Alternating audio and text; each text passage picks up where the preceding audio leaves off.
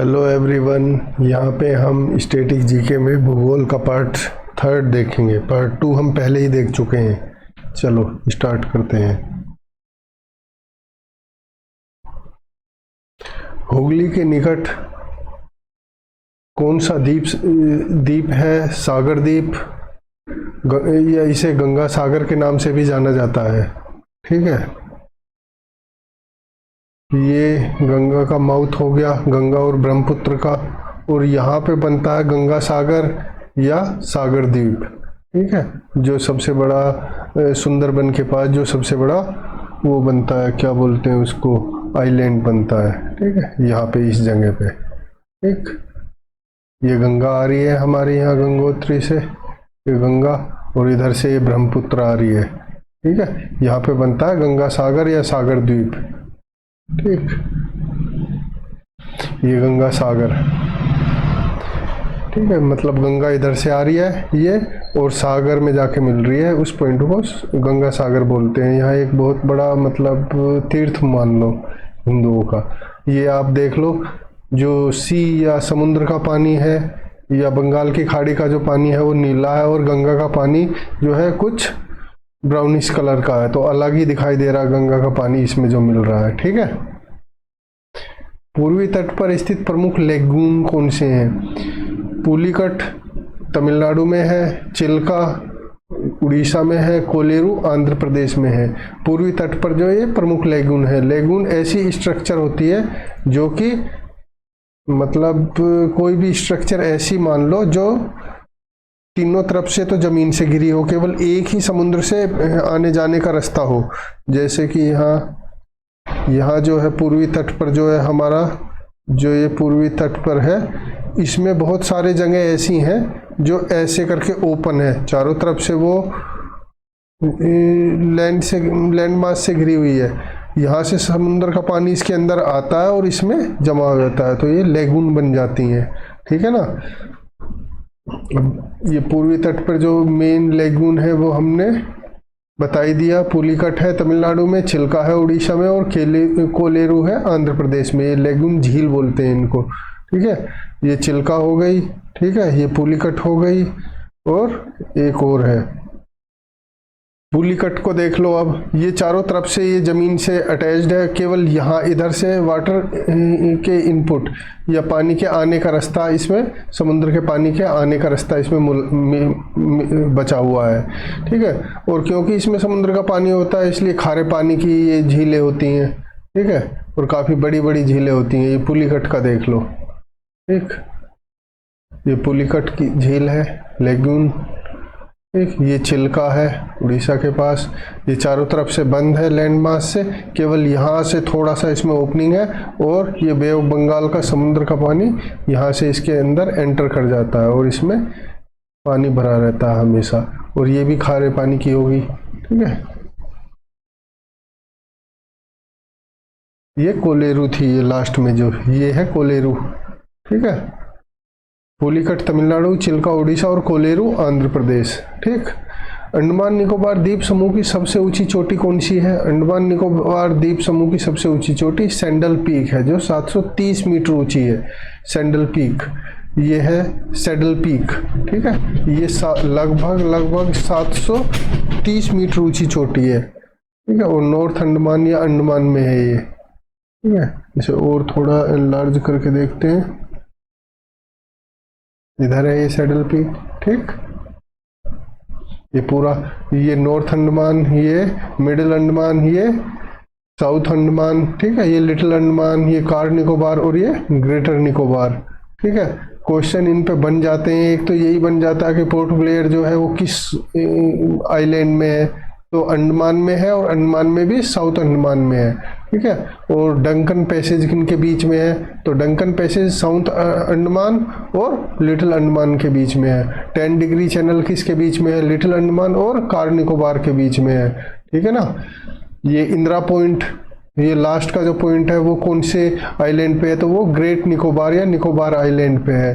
ठीक है, और ये जो है इधर नारकोंडम और बेरन, ये दो हैं आइलैंड जहाँ पे इंडिया के क्या बोलते हैं वोल्केनो, ये ज्वालामुखी है। ये दोनों अभी तक सुषुप्त थे, लेकिन 2-3 साल से बेरन जो है फिर से एक्टिव हो चुका है, इससे धुआं निकल रहा है। ठीक है, इसके बारे में भी हम देखेंगे। ये है सैडल पीक, नॉर्थ अंडमान में है सैडल पीक। ये हाईएस्ट पॉइंट है अंडमान निकोबार द्वीप समूह का। ये सैडल पीक दिखा रहे हैं। ठीक है, माउंट भूलियर, ये भूलियर नहीं है, थोड़ी सी प्रिंटिंग में मिस्टेक है, ये थूलियर है। माउंट थूलियर किस द्वीप समूह में है? निकोबार द्वीप समूह में है। ये भी एक माउंटेन एरिया है या हिल एरिया है इसका। ठीक है, ये माउंट निकोबार उसमें है, ये माउंट थूलियर। ठीक है, माउंट थूलियर निकोबार द्वीप समूह में है, माउंट थूलियर। ये है माउंट थूलियर, और ये इस वाले पार्ट में है शायद, कार निकोबार में, ये इसमें होगा। ठीक है, ये माउंट थूलियर 642 मीटर ऊंची है ये। ठीक है, ये इस वाले पार्ट में सबसे नीचे यहाँ, क्योंकि इंदिरा पॉइंट इसमें दे रखा है, ये रहा इंदिरा पॉइंट। ठीक, तो ये माउंट थूलियर है। दूसरा जो पहाड़ी एरिया या हिल एरिया है अंडमान निकोबार का, ये माउंट थूलियर का इमेज है। विशाखापत्तनम का प्राकृतिक पतन किस चट्टान के पीछे सुरक्षित है? ये डॉल्फिन चट्टान बोलते हैं। इसकी डॉल्फिन चट्टान बोलने का कारण ये है कि इसकी स्ट्रक्चर थोड़ी ऐसी थी जैसे डॉल्फिन की नोज हो। मतलब यहाँ पे ये जो ऐसे है, ये इंडिया हो गया, और इधर से ये थोड़ा सा ऐसे निकली हुई थी ये चट्टान, और ऐसे करके थोड़ा अंदर की तरफ को हो रही थी, और यहाँ पे फिर ये विशाखापत्तनम है। मतलब ये चट्टान थोड़ा सा ऐसे करके निकली हुई है, ऐसे आगे की तरफ, जैसे क्या बोलते हैं डॉल्फिन की नोज हो या उसका मुंह हो। और यहाँ ये इंडिया है, और यहाँ पे ये विशाखापत्तनम का सी पोर्ट है। ठीक है, नेचुरल पोर्ट है इंडिया का ये एक बहुत अच्छा। विशाखापत्तनम का प्राकृतिक पतन किस चट्टान के पीछे सुरक्षित है? डॉल्फिन चट्टान के पीछे सुरक्षित है। ये विशाखापत्तनम का हो गया। इधर आप देख लो, यहाँ पे ये लेगून दिखा रखा है। ठीक है, गोखरू झीलें कहाँ पाई जाती हैं? उत्तर भारत के मैदानी भागों में गोखरू झीलें पाई जाती हैं। गोखुर झीलें मतलब इस तरह का सर्प आकृति के गोखुर की स्ट्रक्चर बनाती हैं। ये इस स्ट्रक्चर को विसर्प जब ये करती हैं झील या नदी, तो ये इस स्ट्रक्चर को गोखुर बोलते हैं। और ये जो यहाँ पे, तो ये जो बीच का पार्ट है ये बिल्कुल मतलब ग्रीन है, मतलब इसमें कुछ नहीं है, केवल रिवर जा रही है, केवल गोखुर बना रही है। लेकिन कुछ पार्ट में ऐसा होता है कि जो बीच का पार्ट है इसमें भी पानी भर जाता है, तो इससे गोखुर झील बन जाती है। ठीक है, ये केवल आपको दिखाने के लिए कि गोखुर या झील किस तरह की होती है वो दिखाया गया है। ठीक, माउंट हेरियट किस द्वीप समूह में है? दक्षिण अंडमान में है माउंट हेरियट। ये हो गया साउथ अंडमान, और यहीं पे है माउंट हेरियट, ये साउथ अंडमान। ठीक है, माउंट हेरियट ये साउथ अंडमान है, और इसमें माउंट हेरियट है। मतलब इसकी पहाड़ियों के बारे में थोड़ा, पोजीशन के बारे में, बहुत छोटे एग्जाम में तो इतना डिटेल से नहीं पूछते, लेकिन जब IAS या PCS के एग्जाम करते हैं तो वहाँ पे पूछ लेते हैं, क्योंकि वो मानते हैं कि आपको पूरा इंडिया का जियोग्राफी, और जियोग्राफी में भी किसी प्लेस और ख़ास प्लेस को लोकेट करना आना चाहिए। ठीक है, ये माउंट हेरियट का दिखा रखा है। केंद्र शासित प्रदेश का सबसे बड़ा बंदरगाह कौन सा है? केंद्र शासित प्रदेश पूरे इंडिया में, उसमें सबसे बड़ा बंदरगाह पोर्ट ब्लेयर में है। सिंपल है, पोर्ट ब्लेयर ये जो है ये कैपिटल है, ये साउथ अंडमान या अंडमान उसमें है, क्या बोलते हैं आइलैंड में, और इसमें यहाँ पे सबसे बड़ा इसका बंदरगाह है केंद्र शासित प्रदेश का। ठीक है, क्योंकि अगर वैसे मेनलैंड के तो बंदरगाह और भी हैं, लेकिन केंद्र शासित प्रदेश में सबसे बड़ा बंदरगाह यही है। और दूसरे लक्षद्वीप हुआ, ठीक है, दूसरे दिल्ली, दादर नगर हवेली, इनके इतने बड़े या तो है नहीं, या है तो बहुत छोटे हैं। ठीक है, पोर्ट ब्लेयर का सी पोर्ट सबसे बड़ा है केंद्र शासित प्रदेशों में। लक्षद्वीप में कुल कितने द्वीप हैं? लक्षद्वीप में 36 द्वीप है, 36 द्वीप है। तुम्हारा अरेबियन सी में स्थित है लक्षद्वीप, बहुत इकोनॉमिक और स्ट्रेटेजिक इम्पोर्टेंस का है लक्षद्वीप। इसकी भी एक बहुत बड़ी कहानी है। लक्षद्वीप आज पाकिस्तान का पार्ट होता, लेकिन सरदार वल्लभ भाई पटेल की सूझबूझ और उनकी समझदारी से आज ये इंडिया का पार्ट है। और अरेबियन सी में इंडिया को एक बहुत बड़ा एज न केवल पाकिस्तान बल्कि किसी भी अन्य देश से दिलाता है। ये जो 36 आइलैंड है, इनमें सबसे बड़ा एंड्रोट जो आइलैंड है, ये सबसे बड़ा है इनमें साइज में, ठीक है। तो लक्षद्वीप में कुल 36 आइलैंड है, ठीक है। चलो आगे चलते हैं। लक्षद्वीप के ऊपर कितने द्वीप पर आदमी निवास करता है? 36 टोटल द्वीप है लक्षद्वीप में, और उसमें से 10 द्वीप ऐसे हैं जिन पे कि आदमी जो है वो ह्यूमन पॉपुलेशन निवास करती है, ठीक है। 10 द्वीप पर ये लक्षद्वीप हो गया। इन सभी द्वीपों पर पॉपुलेशन नहीं है या पीपल नहीं है या आदमी नहीं है, कुछ पे है कुछ पे नहीं। तो वो पॉपुलेशन जहाँ है वो 10 द्वीप है। बंगाल की खाड़ी में जो द्वीप है उनका विस्तार और आकृति कैसी है? वो 6 डिग्री 45 मिनट से लेकर 13 डिग्री 45 मिनट नॉर्थ में है, उत्तरी अक्षांश में है, और 92 डिग्री 10 ईस्ट से लेकर 94 डिग्री 15 ईस्ट पूर्वी देशांतर में है। हमें पता है कि ये जो ऐसे लेटी हुई लाइनें होती हैं इनको लेटीट्यूड या अक्षांश लाइन बोलते हैं, और जो ऐसे खड़ी लाइनें होती हैं उनको देशांतर या लॉन्गिट्यूड बोलते हैं, ठीक है। और क्योंकि इंडिया जो है इक्वेटर से ऊपर है तो इसलिए नॉर्थ में होगा, और इंडिया क्योंकि प्राइम मेरिडियन जो कि इंग्लैंड से पास हो रही है उससे ईस्ट में है तो वो ईस्ट होगा इनके साथ, ठीक है। ये देख लो, ये बे ऑफ बंगाल में जो आइलैंड है उनके बारे में बात कर रहे हैं। ये कह रहे हैं कि ये 6 डिग्री 45 मिनट से लेकर और लगभग यहाँ पे 15 है, और यहाँ तक लगभग ये हो जाएगा 13। ये देख लो, यहाँ तक लगभग 13 डिग्री हो जाएगा। 13 डिग्री कुछ तक ये आइलैंड है इंडिया के। ये तो हो गया उत्तरी अक्षांश में, ठीक है, अक्षांश में। अब देशांतर में देख लो, देशांतर में लगभग ये है 92 डिग्री कुछ से, यानी कि यहाँ है, ये यहाँ से देख लो, ये ईस्ट है 90 ईस्ट, ये 90 डिग्री है, ये 93 डिग्री है, और जो यहाँ सबसे इधर है वो यहाँ पे है लगभग, तो वो 92 डिग्री कुछ से लेकर और यहाँ तक हो गया इधर, ठीक है। ठीक, क्लियर। ज्वारीय पंख भूमि और अनेक जीवित और मृत खाड़ियों का एक विस्तृत प्रदेश है, ठीक है। कच्छ का रन जो है वो ज्वारीय पंख भूमि ये यानी कि फीदर लाइक स्ट्रक्चर होता है वो, ठीक है। ये कच्छ का रन है। अब कच्छ के रन में क्या हो रहा है, कुछ केशिकाएं बनी हुई हैं या कुछ निवेशिकाएं बनी हुई हैं, जैसे कोरी निवेशिका हो गई, दूसरी बहुत सारी।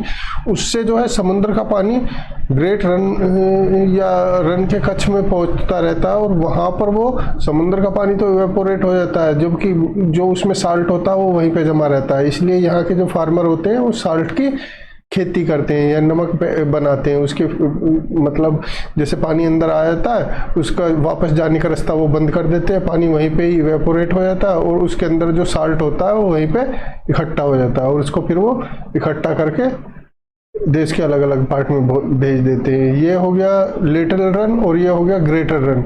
इसमें बारीक बारीक लाइन से हैं वो कुछ बड़े बड़े नाले टाइप मान लो, उससे समुद्र का पानी जो है इसमें कच्छ में आ जाता है। और वो आता क्यों है, क्योंकि इसकी जो ऊंचाई है वो सी लेवल से थोड़ा कम है, तो इसलिए अंदर पानी आता रहता है, ठीक है।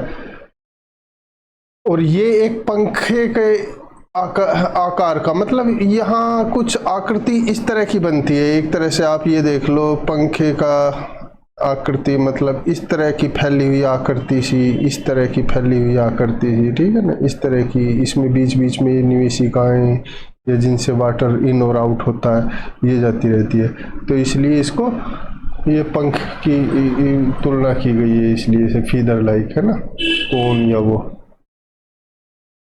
ठीक। ये है कच्छ और इसमें यहाँ पे होता है फार्मिंग। लक्षद्वीप का सबसे बड़ा द्वीप कौन सा? आर्ड्रेंट द्वीप है, मैंने आपको पहले ही बताया। ये वाला जो द्वीप है लक्षद्वीप का, ये वाला जो द्वीप है ये सबसे बड़ा द्वीप है। ये जो येलो कलर की स्ट्रक्चर आपको दिख रही होगी, और थोड़ा लार्ज करते हैं इसे, ये जो येलो कलर की स्ट्रक्चर दिख रही है ये सबसे बड़ा द्वीप है लक्षद्वीप का, ठीक है।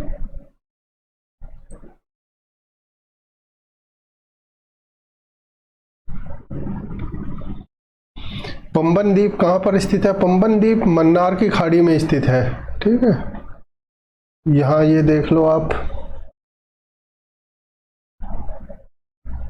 यहाँ ये जो पार्ट है ये पंबन द्वीप कहलाता है। इसमें रामेश्वरम है, धनुषकोडी इधर हो गया, इधर श्रीलंका का पार्ट हो गया, ठीक है। इसके बीच में एडम ब्रिज है, ठीक। ये देख लो आप, ये पंबन द्वीप है, ठीक है। यहाँ gulf of Mannar national park भी है इंडिया का। लार्ज करके देखते हैं इसको, ठीक। ये नेशनल हाईवे 87 जा रहा है यहाँ पे, इसमें ये भी याद रखना, ठीक है। ये जो है ये पंबन द्वीप हो गया, ये रामेश्वरम है, ठीक है। नेशनल हाईवे 87 आ रहा है। यहाँ ये धनुषकोडी तक आप जा सकते हो। धनुषकोडी के बाद है तो सही, वो बहुत छोटा है, बोलते हैं भगवान राम के द्वारा बनाया गया ब्रिज है, इसको एडम ब्रिज का नाम दिया है। यहाँ पे फेरी की सर्विस है। यहाँ श्रीलंका की साइड में तलाई मन्नार, ठीक है, ये है, और इंडिया की साइड में धनुषकोडी है, ठीक है। और इनके बीच में ये एडम ब्रिज है, ये पंबन आइलैंड हो गया पूरा, ठीक। रेल सर्विस भी है इनके बीच में।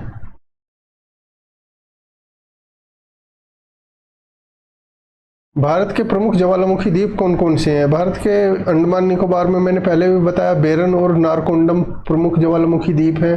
अभी तक दोनों सुषुप्त थे, मतलब पैसिव थे, एक्टिव कोई सा भी नहीं था बेरन और नारकोंडम। लेकिन अभी 2-3 साल से बेरन जो है फिर से एक्टिव हो गया है, इससे धुआं निकलना शुरू हो गया है।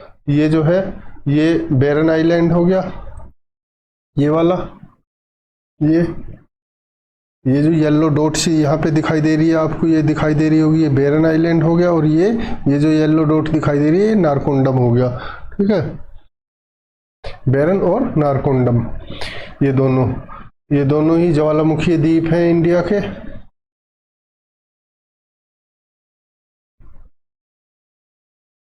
ठीक है। ये बेरन जो है, अब ये वोल्केनो जो है बेरन आइलैंड पे, ये दोबारा एक्टिव हो गया, इससे ऐसे धुआं निकल रहा है लगातार। कभी भी इसमें विस्फोट या मैग्मा कभी भी बाहर आ सकता है, ठीक है। यहाँ कोई पॉपुलेशन निवास नहीं करती, लेकिन ये भी एक एसेट है इंडिया का। ज्वालामुखी नहीं था, ये भी है इंडिया के पास, एक्टिव नहीं था, अब एक्टिव भी हो गया है, ठीक है। और ये नारकोंडम है, इसमें जो ज्वालामुखी है अभी ये सुषुप्त है, मतलब इसमें कोई एक्टिविटी नहीं हो रही है, ठीक है।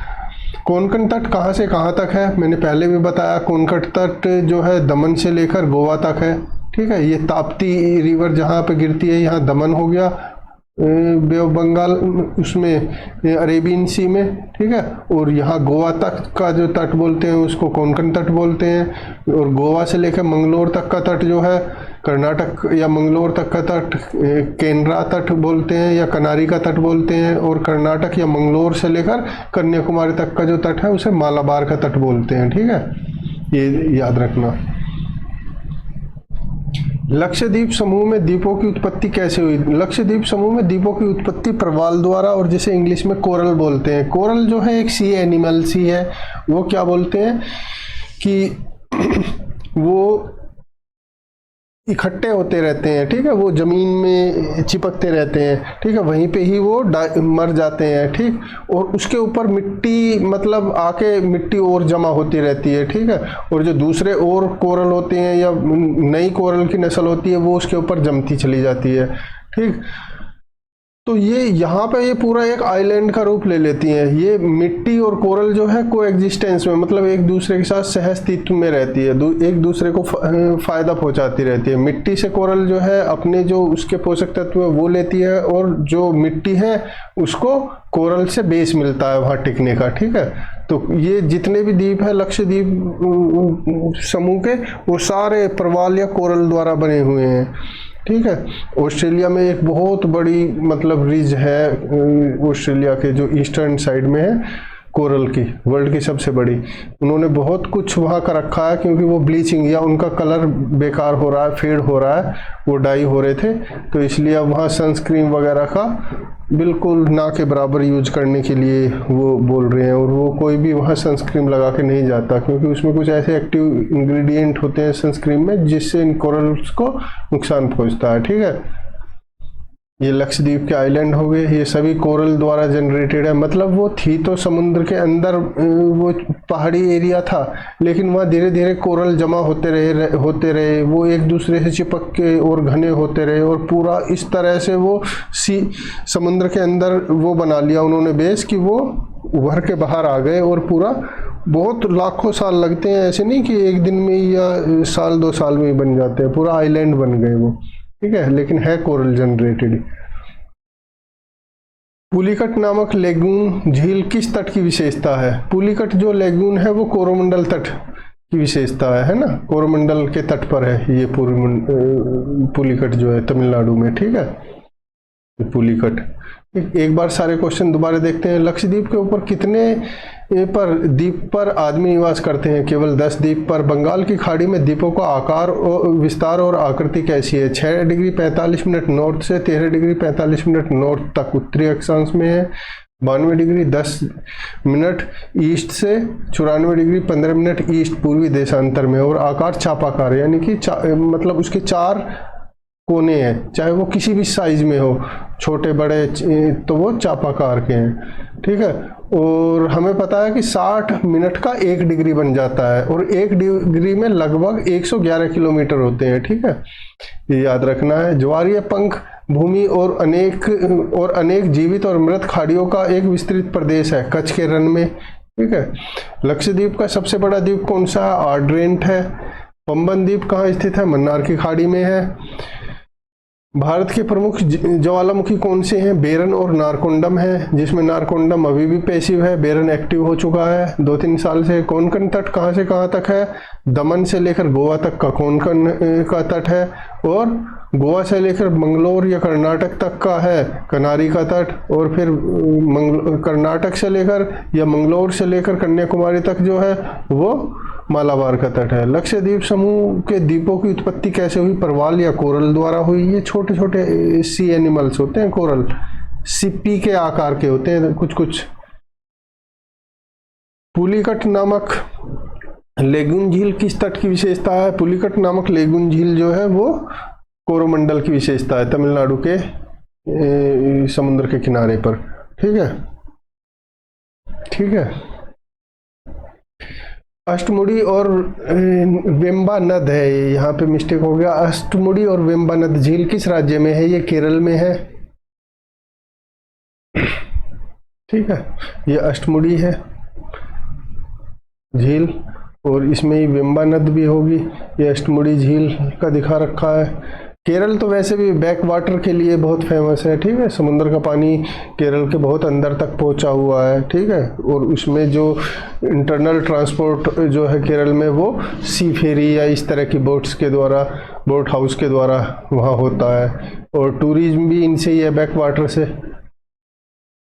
मतलब बैक वाटर का मतलब ये है कि वहाँ की जो नदियाँ हैं उनके अंदर भी एक सीजन में पानी आ जाता है समुद्र का।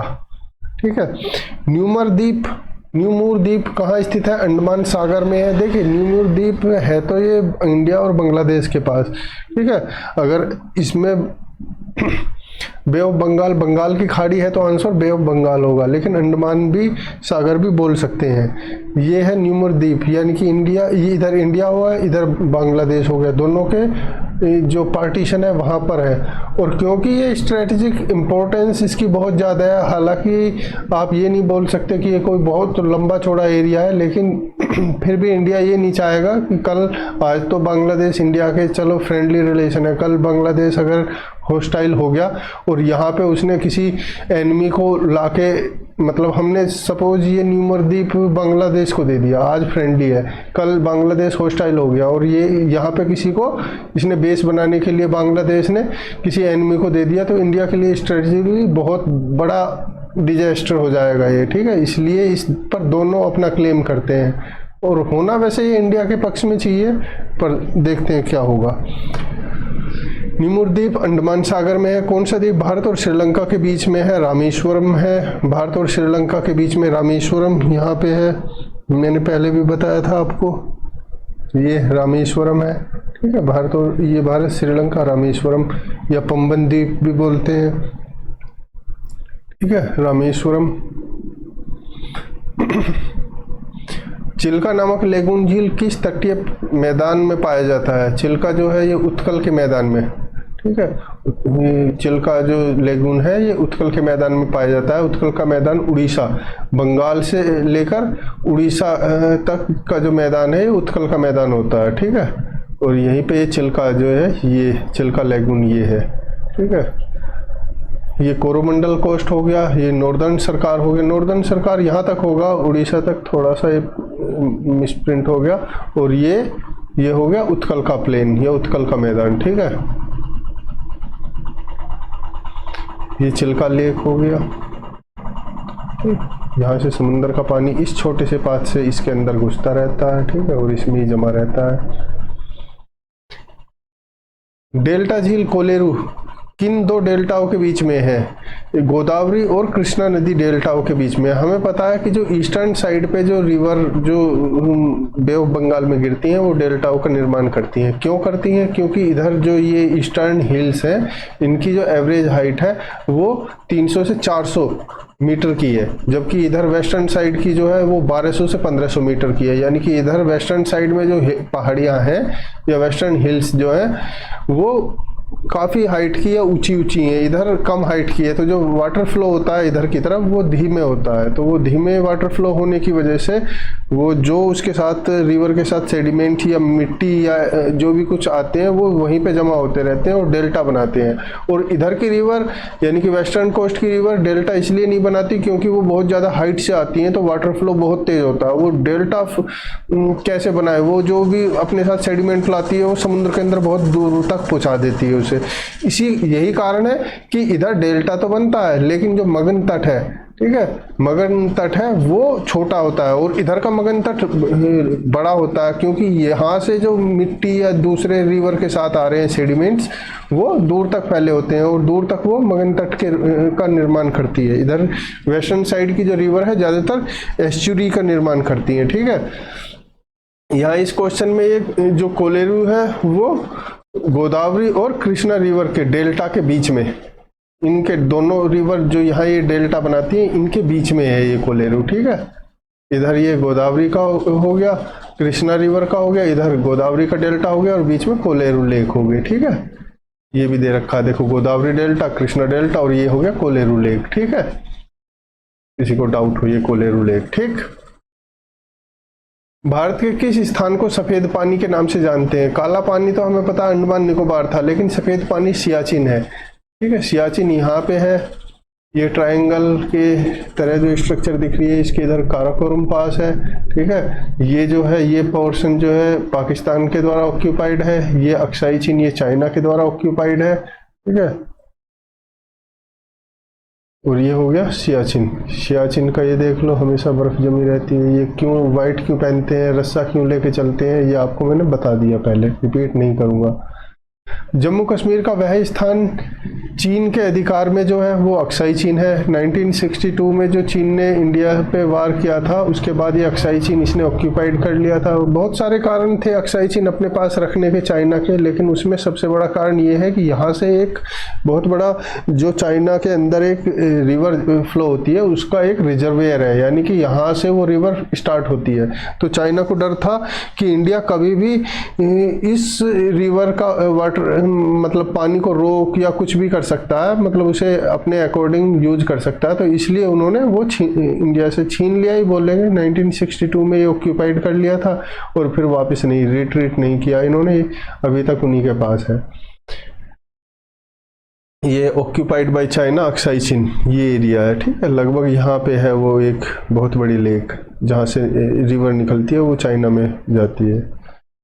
भारत में शीत मरुस्थल कहाँ स्थित है? लद्दाख में है भारत में शीत मरुस्थल, ठीक है। ये लद्दाख का एरिया है। शीत मरुस्थल यानी कि ठंड में या बिल्कुल बर्फ ही बर्फ, पूरा सफ़ेद चादर में कवर्ड हो जाता है। देख, इंडिया तो जो मेन प्लेन लैंड है वो बच जाते हैं, क्योंकि यहाँ पे हिमालय और दूसरी जो रेंज है, दूसरी पहाड़ियाँ है, उससे वो जो आर्कटिक की पोलर विंड्स होती हैं, यानी कि जो ऊपर आर्कटिक हो गया, वहाँ से जो ठंडी हवाएं आती हैं वो यहीं हिमालय पे आके रुक जाती हैं, उससे उधर क्रॉस नहीं करती। ठीक है, तो यहीं तक ही वो बर्फ़, और चाइना वगैरह इस एरिया में ही ज़्यादा बर्फ़ जमती है। ये हो गया। ठीक है, किस राज्य को पहले नेफा के नाम से जाना जाता था? ये हो गया नॉर्थ ईस्ट फ्रंटियर एरिया। ठीक है, अरुणाचल प्रदेश का पहले नाम नेफा था। ठीक है, ये अरुणाचल प्रदेश हो गया, ये इसका मैप हो गया। ठीक है, ये अरुणाचल प्रदेश का मैप है। ये इधर ध्यान रखना, ये असम है, ये अरुणाचल प्रदेश, फिर नागालैंड है, फिर मणिपुर है, मिजोरम, त्रिपुरा, मेघालय। ठीक है, इन 7 जो सिस्टर हैं ये स्टेट है, इन पे भी क्वेश्चन बनते हैं काफ़ी। अरुणाचल प्रदेश हो गया। एक बार सारे दोबारा से रिपीट कर लेते हैं। अष्टमुड़ी और वेम्बा नद जो है, अष्टमुड़ी और वेम्बा नद जो है,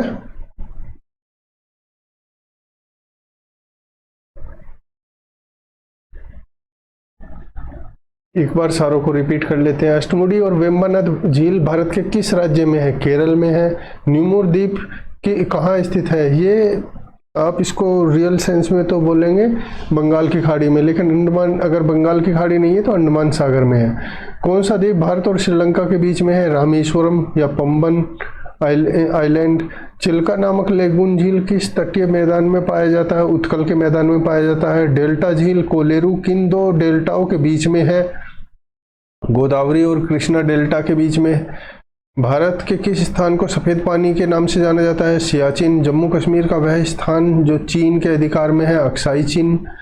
भारत में शीत मरुस्थल कहाँ पे है? लद्दाख में है। किस राज्य को पहले नेफा के नाम से जाना जाता था? वो है अरुणाचल प्रदेश। ठीक है, केंद्र शासित प्रदेश अंडमान निकोबार द्वीप समूह की राजधानी पोर्ट ब्लेयर स्थित है। दक्षिण अंडमान में स्थित है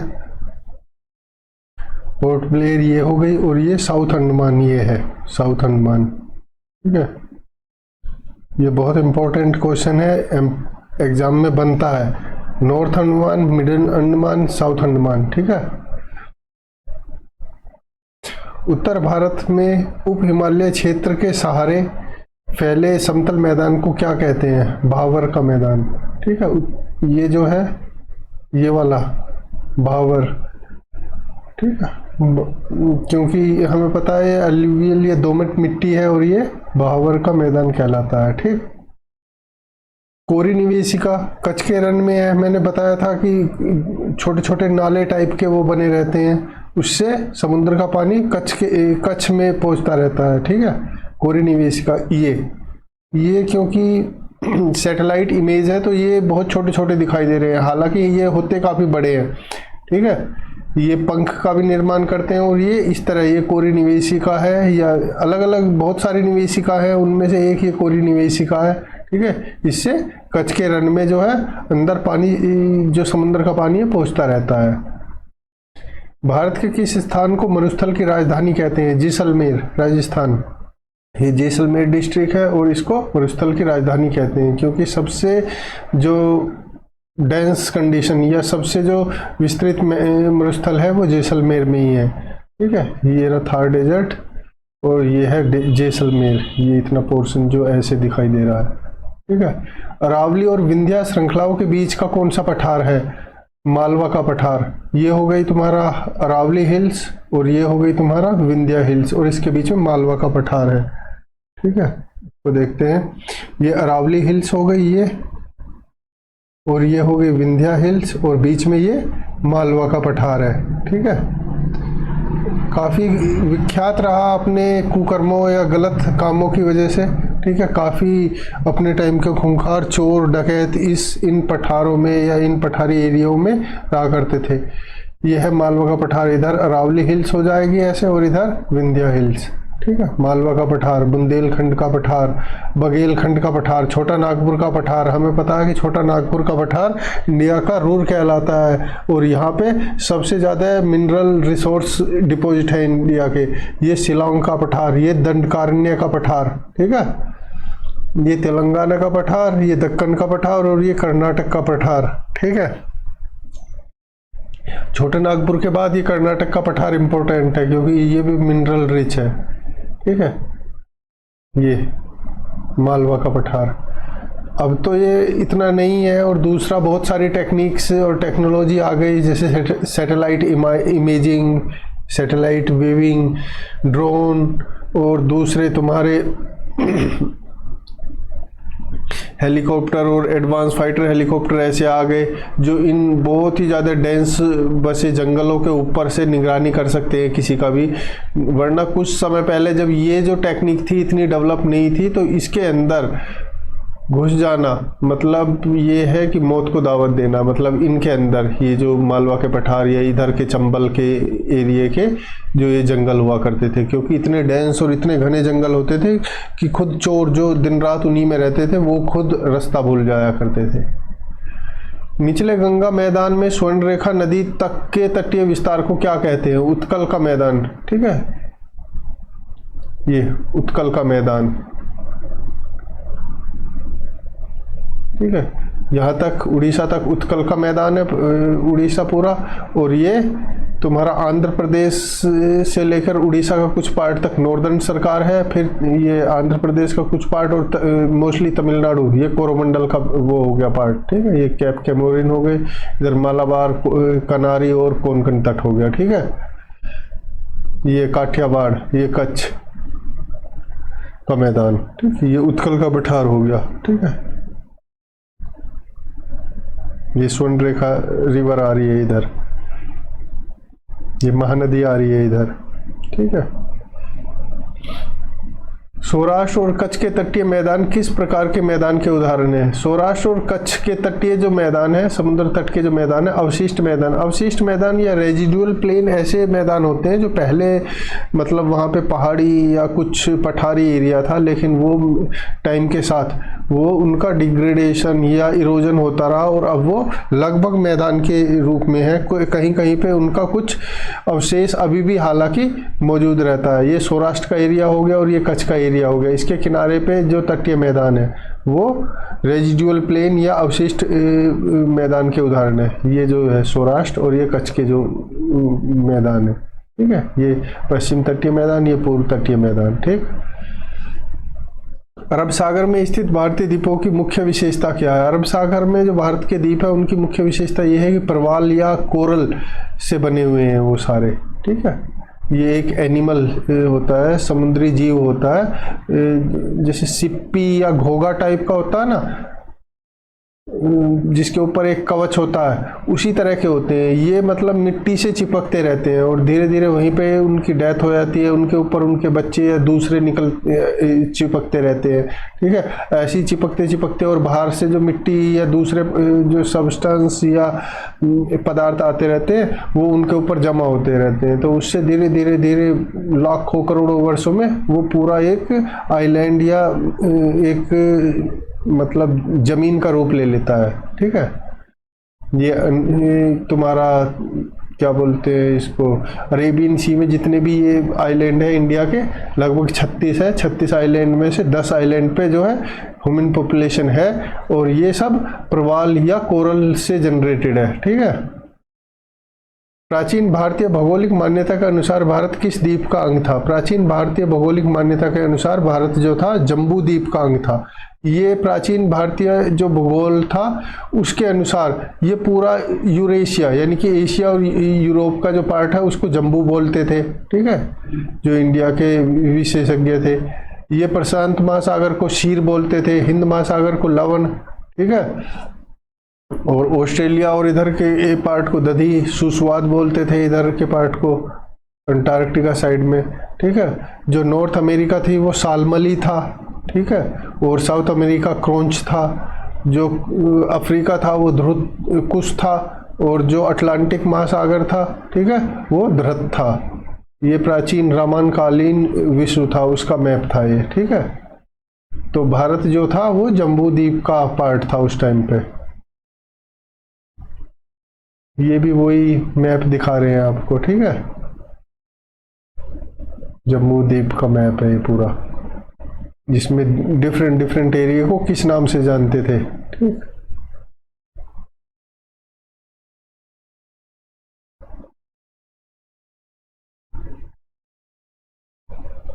ये इधर चाइना साइड का जो पार्ट है, ठीक है, इसे हरिवर्ष के नाम से जानते थे।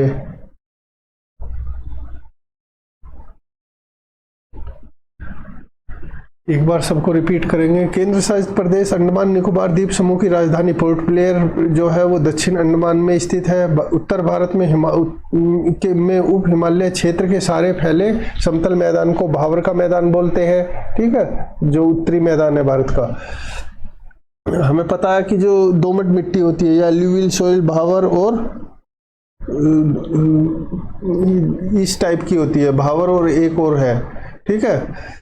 कोरी निवेशिका कहाँ स्थित है? कच्छ के रण में स्थित है। भारत में किस स्थान पर मरुस्थल की राजधानी, किस स्थान को मरुस्थल की राजधानी कहा जाता है? जैसलमेर को। अरावली और विंध्या श्रृंखलाओं के बीच कौन सा पठार है? मालवा का पठार है। निचले गंगा मैदान में स्वर्ण रेखा नदी तक के तटीय विस्तार को कहते हैं उत्कल का मैदान, ठीक है। सौराष्ट्र और कच्छ के तटीय मैदान किस प्रकार के मैदान के उदाहरण है? अवशिष्ट मैदान के उदाहरण है। अरब सागर में स्थित भारतीय द्वीपों की मुख्य विशेषता प्रवाल या कोरल के द्वारा जनरेटेड थे। प्राचीन भारतीय भौगोलिक मान्यता के अनुसार भारत किस द्वीप का अंग था? जम्बू द्वीप का, ठीक है। उप महाद्वीपीय भारत, उत्तर भारत में उप हिमालय क्षेत्र में फैले समतल मैदान को भावर, ठीक है। दोमट मिट्टी जो है भावर और खादर दो तरह की होती है ना, तो ये भावर का मैदान था जो काफी उपजाऊ होता है, ठीक। आदम का पुल या एडम ब्रिज किन दो देशों के बीच में स्थित है? वो भारत और श्रीलंका के बीच में स्थित है। ये एडम ब्रिज या आदम का पुल, ये धनुषकोडी से तलाई मन्नार तक, ये रामेश्वरम हो गया, ये पाक स्ट्रीट, ये गल्फ ऑफ मन्नार, ठीक है। ये एडम ब्रिज या आदम का पुल है, ठीक।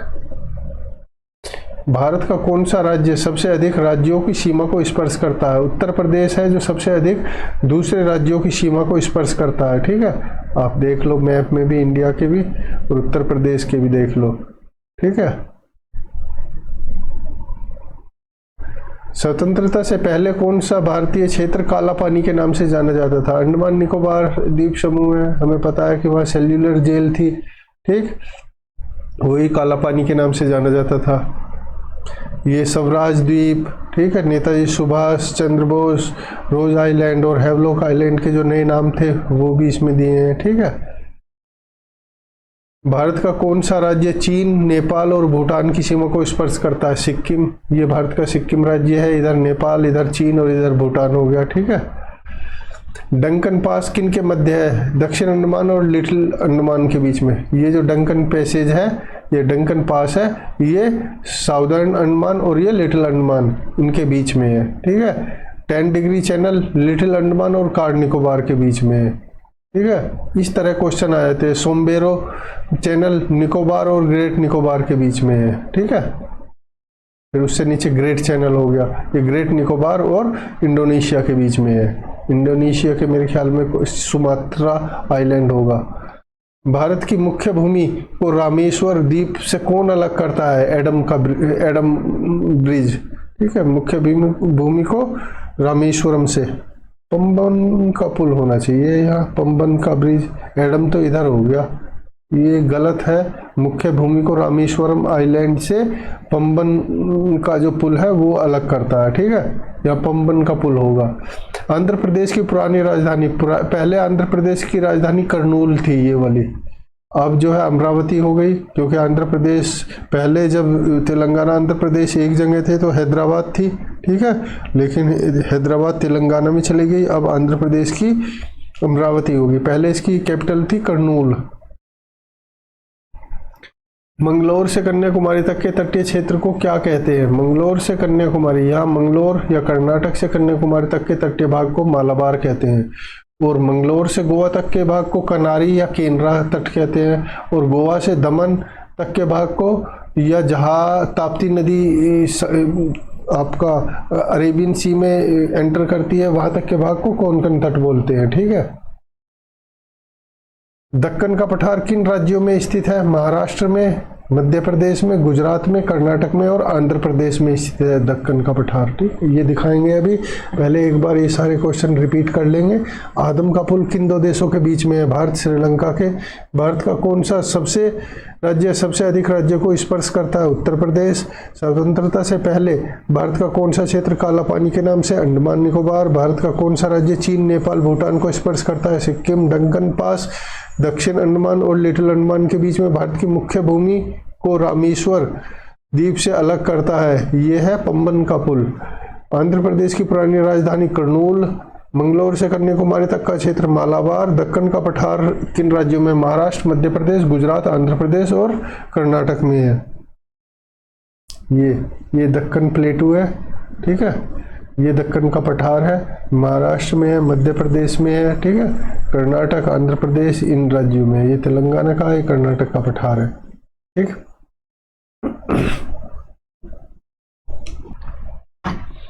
ठीक है। किस तरह से होकर तीर्थ यात्री मानसरोवर झील के दर्शन करते हैं? माना दर्रा से होकर जाते हैं जब मानसरोवर झील जाना है तो। ठीक है। ये माना पास हो गया उत्तराखंड में। ठीक है। तांगला पास, नीति पास, मार्थिला, कोगाड़ पास। ठीक है। मांगसा पास, लिपू लेक पास, ये उत्तराखंड में स्थित पास है। ठीक है। उसमें से मानाला का यूज करते हैं जब अगर इनको कैलाश मानसरोवर की यात्रा करनी पड़ती है। ये है कैलाश माउंटेन और ये है उत्तराखंड। लगभग उत्तराखंड की कंडीशन ये है।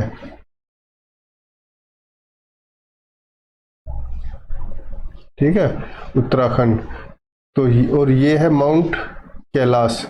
यहाँ जाने के लिए यहाँ पे माना दर्रा है, इससे होकर जाना पड़ता है। ठीक है।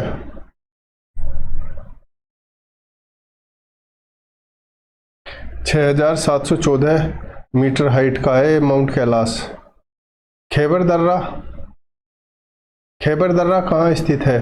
पाकिस्तान में और अफगानिस्तान के बीच में है। देखिए, खैबर दर्रा ही ऐसा था अभी तक, प्राचीन काल से लेकर अब तक, अगर भारत पे कोई आक्रमण करता आया या भारत के अंदर किसी ने प्रवेश किया तो वो खैबर दर्रे के थ्रू ही हुआ। हमें पता है कि इंडिया जो है ये खैबर पास है। ठीक है। इधर से इंडिया में एंटर होते हैं। ये सारा पहाड़ी एरिया है, इधर डेजर्ट हो गया तो ये खैबर पास बचा। इधर जो है वो हिमालय हो गया। ठीक है। ये खैबर पास ऐसा है, इसके चारों तरफ ये पहाड़ है।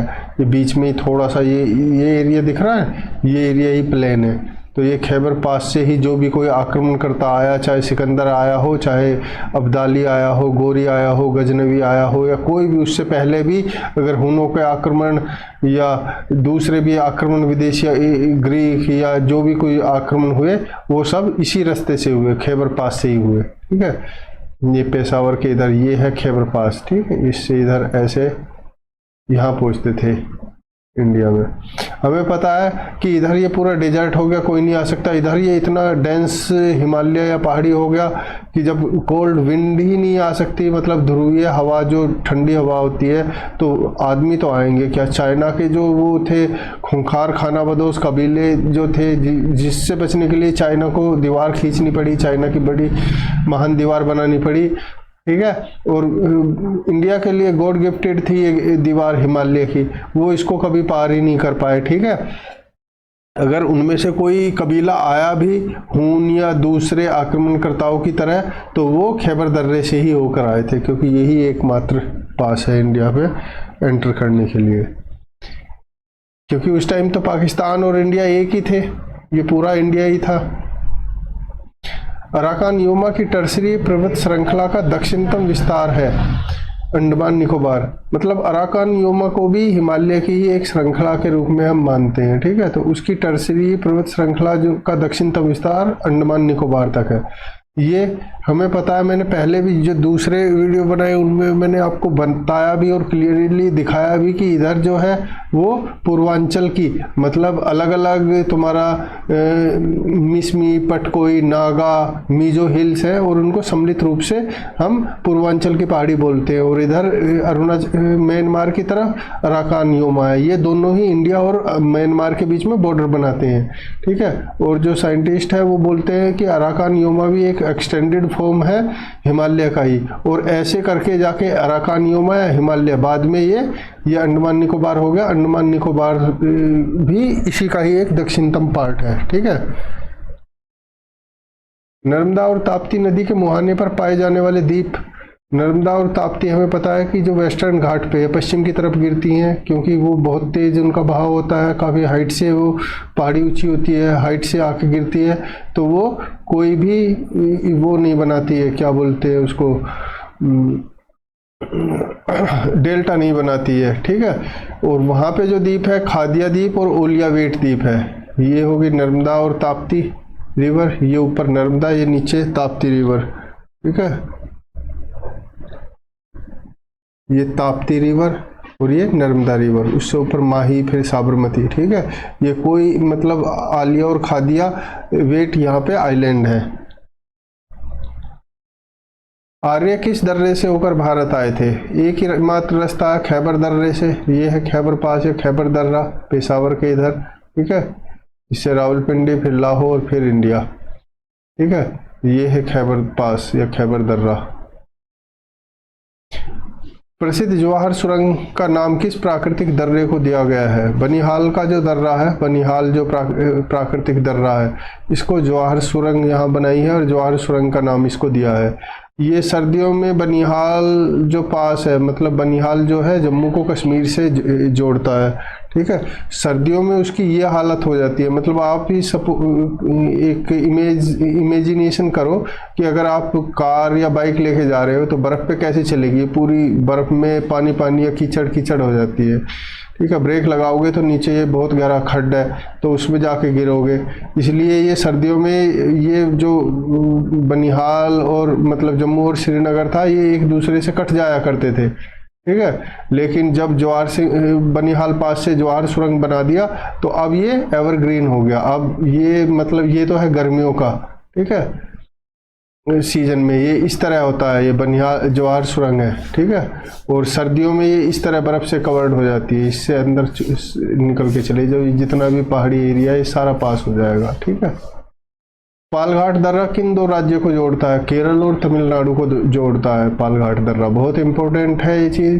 देखिए इधर 3 घाट है, एक थाल घाट, एक भौर घाट, ठीक है, और एक पाल घाट। थाल घाट इधर हो गया, भौर घाट यहाँ हो गया, ठीक है, कर्नाटक की साइड, और पाल घाट यहाँ हो गया, ठीक है। अब एक और इमेज देखते हैं। ये है वेस्टर्न हिल या पश्चिमी घाट या पश्चिमी पहाड़ी हैं, ठीक है। ये है ईस्टर्न घाट या ईस्टर्न पहाड़ी। ये तुम्हारा पूर्वी तटीय मैदान है, पश्चिम तटीय मैदान है। इन पहाड़ियों की हाइट ज़्यादा है, इन पहाड़ियों की हाइट थोड़ा कम है। ये कंटिन्यूस है, ये डिसकंटिन्यूस है। मैंने ये डिफरेंस की भी एक पूरी डिटेल वीडियो बनाई है, आप उसमें देखना, मेरे ख्याल में जियोग्राफी पार्ट 2 या पार्ट 1 में है। बहुत अच्छी तरह से आपको समझ आ जाएगी, काफ़ी कंसेप्ट आपके क्लियर हो जाएंगे, क्यों ये डेल्टा नहीं बनाती, ये इधर की रिवर क्यों डेल्टा बनाती है, ठीक है। इधर बारिश कम क्यों होती है? कम इसलिए होती है क्योंकि ये पहाड़ी ऊंची है, ठीक है। जब साउथ वेस्ट मानसून इंडिया में एंटर करता है तो इन पहाड़ियों से टकराकर ही इधर ही बरस जाता है और इधर से ही आगे चला जाता है। यहाँ पे ये शैडो एरिया बन जाता है, ठीक है ना। जो बड़ी पहाड़ी होती है, इधर से मानसून आ रहा है तो इधर बारिश हो जाएगी और दूसरी तरफ उसका शैडो या परछाईदार एरिया हो गया, इधर कुछ नहीं होता इतना। यहाँ पे है तुम्हारा पाल घाट, ठीक है। ये केरल हो गया, ये अंडमान हो गया। अब ये पूरी पहाड़ी है, अब इधर से या तो अंदर जाना है या इधर जाना है, तो यहाँ एक घाट बन रहा है, उसी के जिसे पाल घाट बोलते हैं, उसी के थ्रू होके जाना पड़ता है, वही चैनल है, ठीक है। आप खुद ही देख लो इंडिया कितना सिक्योर है। इधर ये हो गई वेस्ट में भी पहाड़ी, ईस्ट में भी पहाड़ी, नॉर्थ में भी पहाड़ी, इधर डेजर्ट हो गया, जाए तो जाए किधर। बस ये थोड़ा सा एरिया बचता है इधर नॉर्थ वेस्ट में, खैबर पास की तरफ से होकर हरियाणा पंजाब इस साइड से होकर आने का। कछारी प्रदेश में किस प्रकार की मिट्टी पाई जाती है? खादर या नवीन जलोढ़? ठीक है,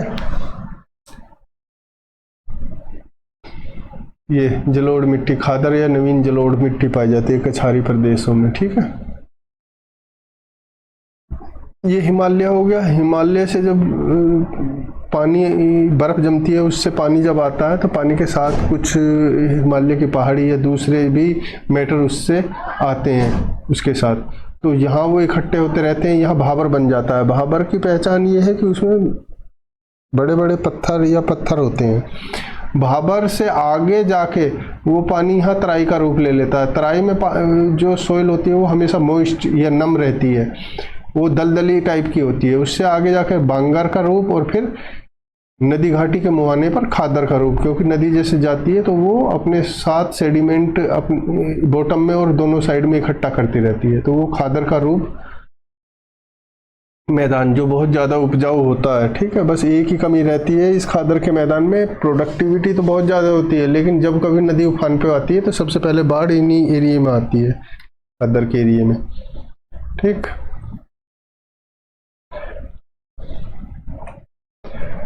जलोढ़ शंकु और जलोढ़ पंख गंगा के किस भाग में बहुत मिलते हैं? गंगा के मैदान के मध्यवर्ती क्षेत्रों में जलोढ़ शंकु।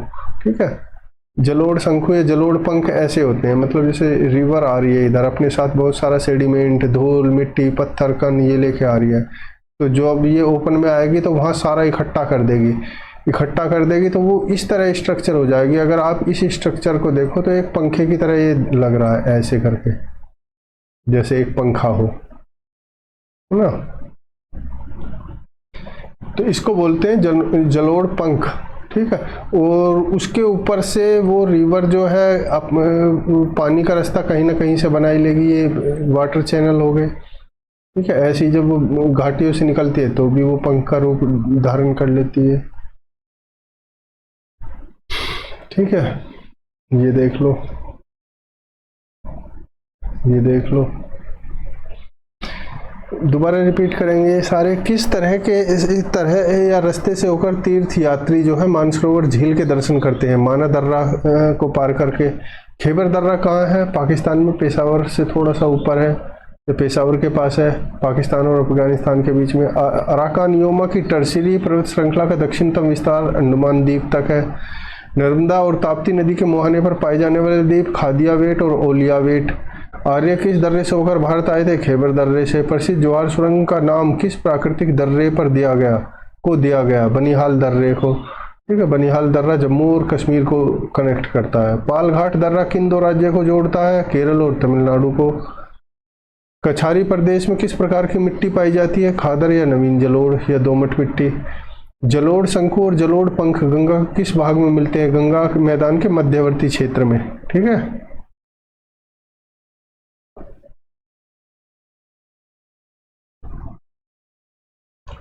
ठीक है। बागड़ की स्टेपी भूमि अरावली के किस तरफ विस्तृत है? अरावली के पूर्व में।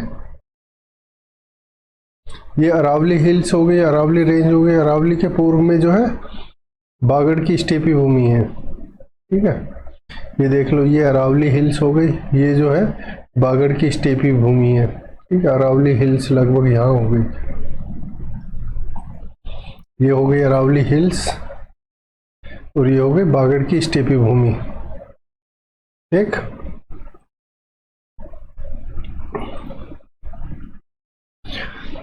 किस डेल्टा के मैदान को दक्षिण भारत का गौरव के नाम से जानते हैं? कावेरी के डेल्टा के मैदान बहुत ज़्यादा उपजाऊ है।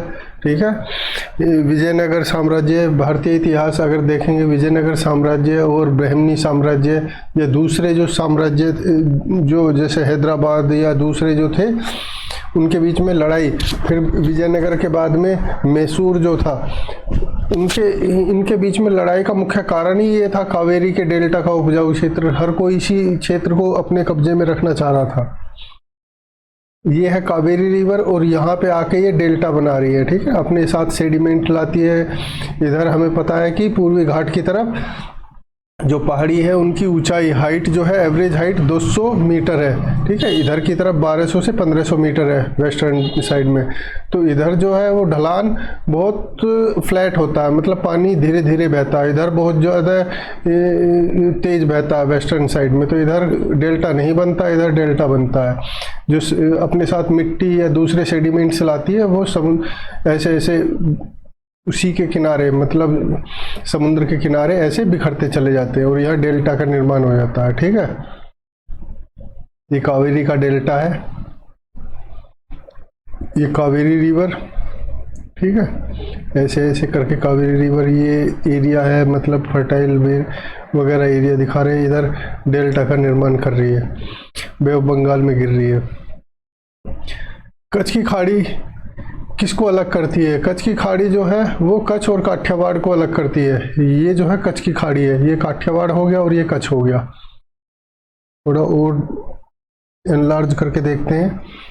ये जो है गल्फ ऑफ कच्छ, ये कच्छ की खाड़ी है। इधर कच्छ हो गया और इधर काठियावाड़ पेनिनसुला हो गया। तो इन दोनों को एक दूसरे से सेपरेट करती है कच्छ की खाड़ी,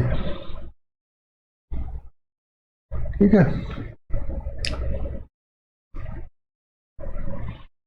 केम्बे या खंबात की खाड़ी किसको अलग करती है? काठियावाड़ प्रायद्वीप को करती है अलग। ये केम्बे काठियावाड़ प्रायद्वीप को अलग करती है, ठीक है, शेष गुजरात से। ये काठियावाड़ प्रायद्वीप हो गया, इधर दूसरा रेस्ट पार्ट ऑफ गुजरात है ये, ठीक है। और थोड़ा एनलार्ज करके देखते हैं इसको। ये केम्बे की खाड़ी है, ये काठियावाड़ और ये रेस्ट गुजरात है, ठीक। ज्वार नदमुख या एस्चुरी किस तट के मैदान की विशेषता है? हमें पता है कि जो पश्चिमी तट है उधर ढलान ज़्यादा तेज होता है, ठीक है। तो इसलिए जो यहाँ डेल्टा की पॉसिबिलिटी नहीं होती, इसलिए ज्वार नदमुख या एस्चुरी इस तट पे बनते हैं, पश्चिमी तटीय मैदान। डेल्टा ऐसा होता है, मतलब अपने साथ मिट्टी लाया, इधर सेडिमेंट इकट्ठा होते रहते हैं। एस्चुरी ऐसी होती है, इधर थोड़ा चौड़ा और लास्ट में संकरा, ठीक है। ये लैंड मास है, ये जैसे पश्चिमी घाट है, और इधर ये जो है सपोज करो अरेबियन सी है। लेगून ऐसा होता है, अंदर की तरफ होता है और बीच में थोड़ा पानी आने और जाने का रास्ता रहता है, बस एक छोटा सा, उससे पानी अंदर चला जाता है और यहीं पर रुका रहता है। वो लेगून झील जैसे बनी हुई है, पुलिकट, चिल्का, वेम्बानद, ठीक है, आदि। ये वेस्ट शोर पे जो है कुछ एस्चुरी को दिखा रहे हैं। देखो आगे से चौड़ी हो रही है, ठीक है, और ये कैसे डेल्टा इधर नहीं बन रहा कोई भी, ठीक। वेस्टर्न कोस्ट पे है ये एस्चुरी। किस तटीय मैदान को अटलांटिक तट की उपमा प्रदान की गई है? पश्चिमी तट को प्रदान की गई है। क्यों की गई है? क्योंकि पश्चिमी तट अटलांटिक तट की तरह यहाँ जो है डेल्टा का निर्माण नहीं होता, पहाड़ी खड़ी है तो एकदम बहुत तेज पानी आता है, रिवर्स, नदी वगैरह का, ठीक है। इसलिए अटलांटिक तट की तुलना पश्चिमी तट से की गई है। ये पश्चिमी तट हो गया, ठीक है। कोंकण, कनेरा या केनरा या कनारी और मालाबार तट, ये पूर्वी तट हो गया। कोरोमंडल उत्कल, उत्तरी सरकार और उत्कल का मैदान, ये पूर्वी और पश्चिमी वो पहाड़ियाँ हो गई, ठीक है। या पाल घाट, ठीक, भोर घाट और वो थाल घाट, थाल, भोर, पाल घाट, ठीक है। ये पूर्वी तटीय मैदान है। इधर मगन तट ज़्यादा चौड़ा बनता है क्योंकि यहाँ डेल्टा नहीं बनता, सेडिमेंट डायरेक्ट समुद्र में जाता रहता है। इधर मगन तट कम चौड़ा बनता है, इधर डेल्टा बनते हैं। पश्चिमी तट के अत्यधिक कटाफटा होने के कारण इस पर किस प्रकार के पतन पाए जाते हैं? जो पोर्ट पाए जाते हैं प्राकृतिक होते हैं, क्योंकि वो कटे फटे होते हैं, बहुत तेज रिवर आती है, उसे काटती छाटती रहती है, तो वो प्राकृतिक पतन यानी कि नेचुरल होते हैं इधर के पतन, ठीक।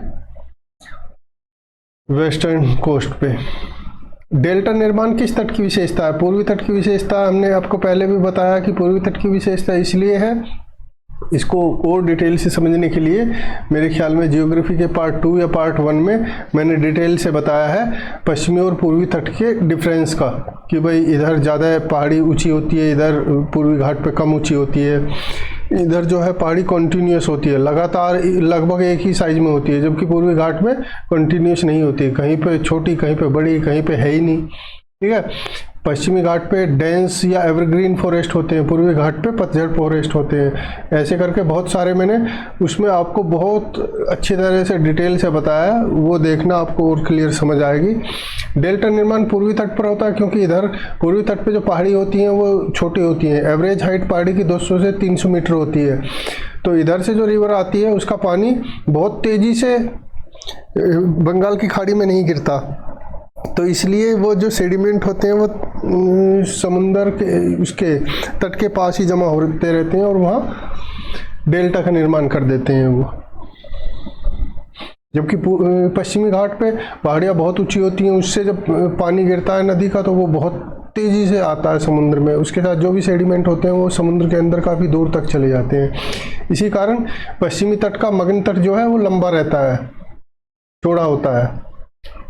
पश्चिमी तट, पूर्वी तट, ठीक, पश्चिमी तट, पूर्वी तट, कोंकण, ठीक है, कनारी, मालाबार, कोरोमंडल, नॉर्दर्न सरकार, उत्कल तट। एक बार सारे दोबारा देखते हैं। एक और रह गया, मगन तट किस जीवाश्म ईंधन के भावी और वर्तमान भंडार माने जाते हैं मगन तट पर। ठीक है, मगन तट मैंने बताया कि समुद्र के पास जो किनारे पे कुछ ऐसा तट होता है जो एकदम बहुत गहरा नहीं होता, ठीक है, लेकिन वो पानी में डूबा रहता है, वो मगन तट होता है। ठीक है, उसमें पेट्रोल और पेट्रोलियम गैस के भंडार की पूरी चांस है।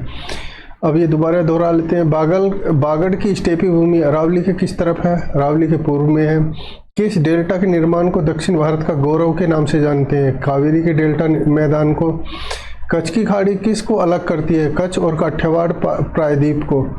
कैम्बे की खाड़ी किस को अलग करती है? काठियावाड़ और शेष गुजरात को।